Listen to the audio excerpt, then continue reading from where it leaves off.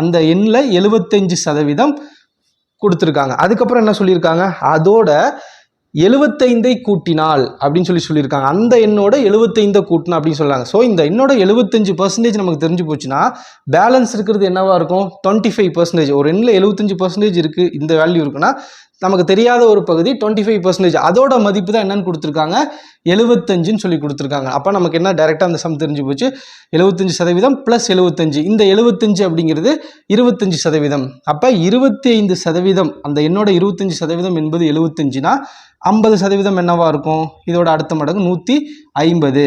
அப்போ 100% என்னவா இருக்கும், 300.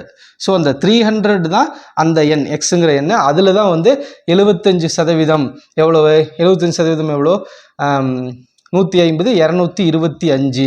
பேலன்ஸ் 25%, 75. ஸோ இது வந்து 75%, இது 25%, ரெண்டையும்